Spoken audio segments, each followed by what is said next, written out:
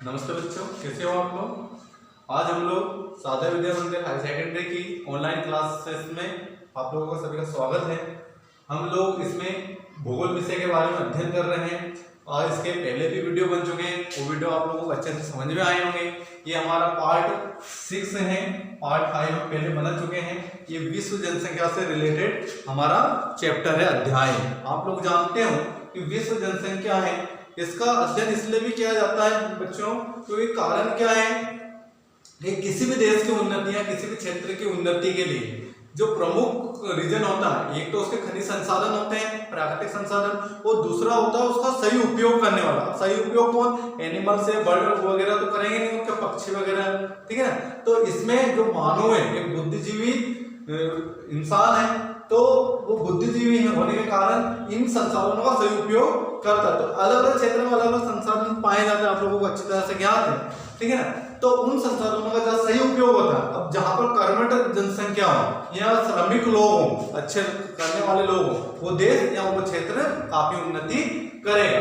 तो विश्व जनसंख्या जो परिवर्तन होता है, विश्व जनसंख्या जो अलग अलग हिस्से में अलग अलग जनसंख्या कम ज्यादा पाई जाती है, उस वजह से क्या होता है कि आपको जो जनसंख्या परिवर्तन है, ठीक है, वो किसी भी क्षेत्र की उन्नति के लिए काफी महत्वपूर्ण फैक्टर होता है। तो जनसंख्या परिवर्तन एक महत्वपूर्ण घटक है और ये आपके एग्जाम के को देखते हुए भी काफी महत्वपूर्ण होता है, क्योंकि इसमें हमेशा जन्म दर, मृत्यु दर या प्रवास के बारे में पूछा जाता है।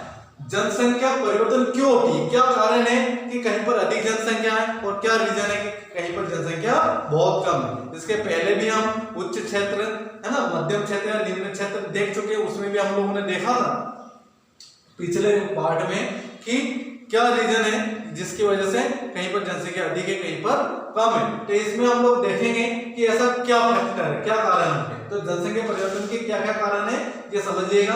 सबसे महत्वपूर्ण चीज तो ये है कि जनसंख्या कहीं पर भी कम या ज्यादा होती है, ठीक है। अधिक बढ़ रही है जनसंख्या, जैसे हम लोग स्टार्टिंग से पढ़ते आ रहे हैं कि पहले कम जनसंख्या थी, ठीक है, 100 साल में कम बढ़ी, इसके बाद में हर 50, 30, 20, 10-15 साल में वो लगातार वृद्धि होती जा रही है। तो क्या कारण, तो उसका मेन रीजन तो ये होता है कि प्रजनन। प्रजनन मतलब होता है जन्म। जितने अधिक जन्म होंगे, जनसंख्या वृद्धि भी उतनी अधिक होगी। अब आप लोग जानते हो कि जो चीन है वहां पर अधिक जनसंख्या है, तो उन्होंने क्या किया कि हम दो और हमारे एक की नीति फॉलो किए कि हम दो हैं तो हमारे एक ही बच्चा होना चाहिए। मतलब उसमें किस पे कंट्रोल किया उन्होंने, जन्म पे कंट्रोल किया। किस पे कंट्रोल किया उन्होंने, जन्म के। अधिक बच्चे जन्म नहीं लेंगे तो पॉपुलेशन या जनसंख्या अधिक नहीं बढ़ेगी। तो सबसे मेन जो फैक्टर होता है वो प्रजनन क्रिया होती है। प्रजनन क्रिया की वजह से किसी भी देश की या किसी भी क्षेत्र की जनसंख्या में वृद्धि सबसे अधिक होती है। इसके लिए कैसे मापते हैं हम लोग, भाई हमें कैसे पता चलता है कि किसी क्षेत्र में तो अधिक जनसंख्या हो रही है और किसी क्षेत्र में बहुत कम जनसंख्या है। तो हम क्या देखेंगे कि वहां की जो प्रजनन है, जन्म दर क्रिया है, ठीक है, जन्म दर जो प्रोसेस है उसको हम मापेंगे। तो उसके लिए एक फार्मूला होता है। ये फार्मूला आपको कभी जन्म दर और मृत्यु दर में डिफरेंस करने के लिए जब पूछा जाता है तो अच्छे से याद करिएगा। तो उसका फार्मूला है CBR। क्या है, CBR है ना, is equal to B1 upon P into 100। मतलब किसमें नापते हैं इसको, 100 में इंटू करते हैं हम लोग। अब CBR क्या होता है, CB मतलब होता है आपका बर्थ, बर्थ मतलब जन्म, और R मींस होता है रेट, जन्म दर। रेट क्या है, वो किसकी है, C की। तो अशोधित जन्म दर, उसको C को बोला जाता है अशोधित जन्म दर। B1 का मतलब होता है आप लोगों का साल में कितने बच्चों ने जन्म लिया, साल में कितने बच्चों ने जन्म लिया, ठीक है। और P का मतलब होता है आपको अनुमानित मध्य साल की जनसंख्या। मतलब जैसे एक उसमें सपोज करोड़ मान लीजिए, ठीक है ना, 10 करोड़ जनसंख्या पूरे वर्ष में, तो उसके आधे साल में हम मान लीजिए 5 करोड़ जनसंख्या। तो 5 करोड़ जनसंख्या में कितने बच्चों का जन्म हुआ इंटू उसको हम लोग 100 करेंगे तो ये आराम से हमारा क्या निकल जाएगा, CBR। CBR मतलब होता है अशोधित जन्म दर। मतलब जन्म दर की जानकारी हम लोगों को मिल जाती है। अब जन्म दर क्या होता है, जन्म दर मतलब होता है यहाँ मध्य वर्ष की प्रति 1000 जनसंख्या। कितनी जनसंख्या, 1000 जनसंख्या मध्य वर्ष की। किसकी, मध्य वर्ष की प्रति हजार कितनी होनी चाहिए? प्रति हजार जनसंख्या,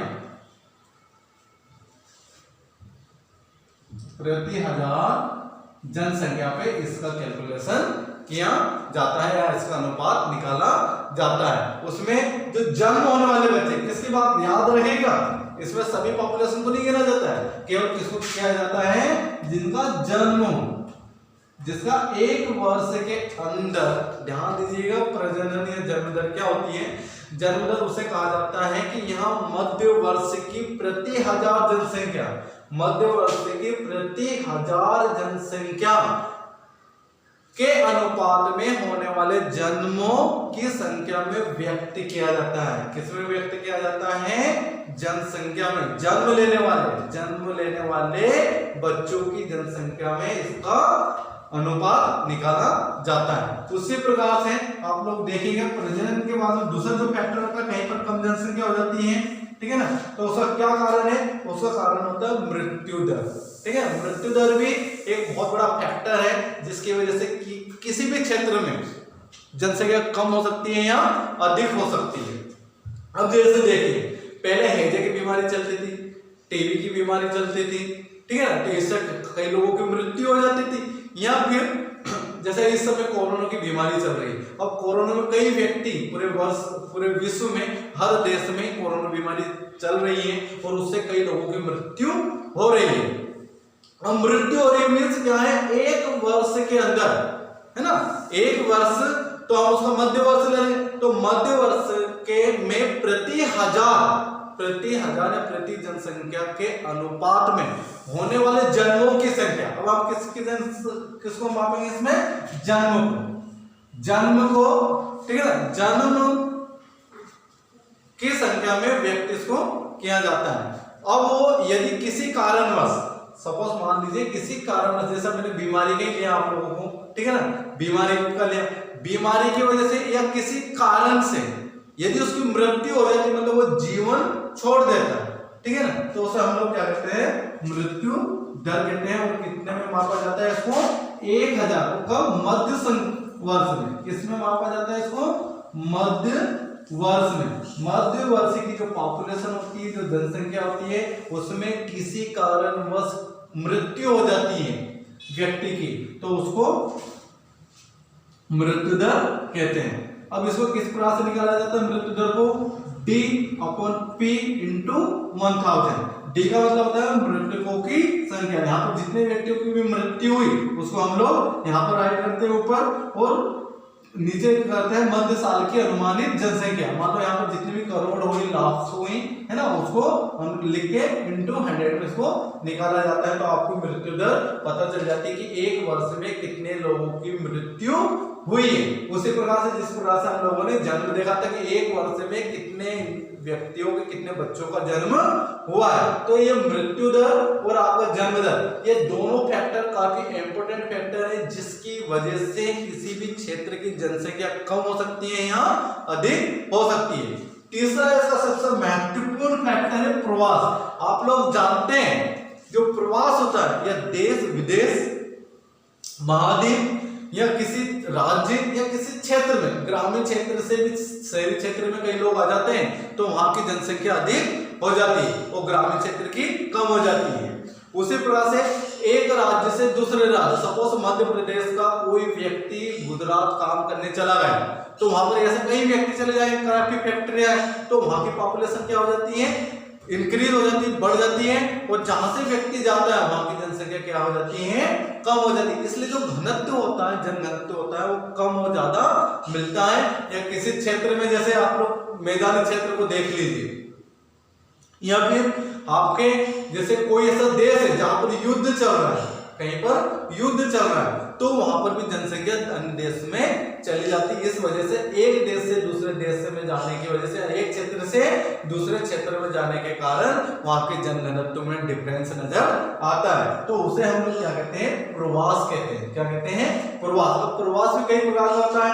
एक होता है आपका उत्प्रवास, एक होता है आपका अप्रवास। उत्प्रवास वो होता है जिससे एक देश से दूसरे देश में कुछ समय के लिए भी जा सकते हैं और ज्यादा समय के लिए भी जा सकते हैं। एक होता है अप्रवास। अप्रवास होता है आपके एक राज्य से दूसरे राज्य के लिए काम करने के लिए, जब हम कुछ समय के लिए 6 महीने, 1 महीने, 1 वर्ष, 5 वर्ष के लिए जब हम जाते हैं तो उसे हम लोग अप्रवास कहते हैं। एक आपका देश भी होता है, ठीक है ना, एक देश से अन्य देश में जब हम लोग प्रवास करते हैं, ठीक है ना, या किसी कारणवश रहने के लिए या काम करने के लिए जाते हैं। एक होता है काल, समय। अब समय जैसे मान लो आप 6 महीने के लिए जा रहे हो, 5 वर्ष के लिए भी जा सकते हो या हमेशा के लिए भी जा सकते हो। तो इसमें समय भी एक महत्वपूर्ण फैक्टर होता है, क्योंकि जैसे मान लो एक स्थान पर कोई व्यक्ति 5 वर्ष के लिए जाता है तो वहां पर कई व्यक्ति चले गए तो वहां की जनसंख्या जो घनत्व था वो तो बढ़ गया, या 6 महीने के लिए तो जनसंख्या क्या हो गया, वहां का बढ़ गया। इसी प्रकार से कारण होता है। कारण तो बहुत सारे होते हैं आपके। आर्थिक कारण होगा एक तो आपका सबसे महत्वपूर्ण, क्योंकि अधिकतर जो जनसंख्या है वो कमाने के लिए, अपनी घर गृहस्थी चलाने के लिए एक स्थान से दूसरे स्थान के लिए चली जाती है, उसे हम लोग प्रवास कहते हैं।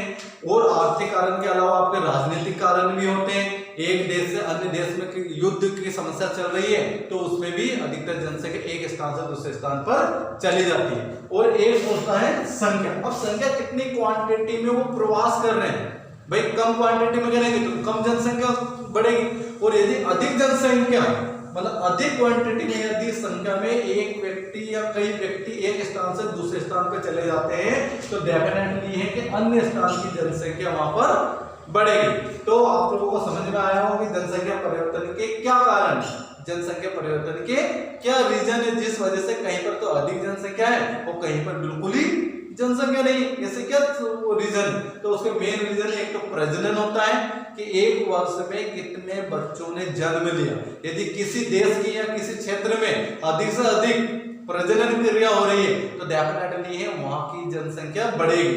उसी प्रकार से मृत्यु दर, कहीं पर अधिक जो कम जनसंख्या होती है तो उसका क्या कारण है, क्योंकि वहां की मृत्यु दर एक वर्ष में किसी कारणवश एक वर्ष में जब वहां की मृत्यु अधिक से अधिक मृत्यु होती है लोगों की तो वहां की मृत्यु दर भी आप लोगों की कम होने, ज्यादा होने की वजह से वहां की जनसंख्या कम हो जाती है। और तीसरा सबसे महत्वपूर्ण रीजन है आपका प्रवास।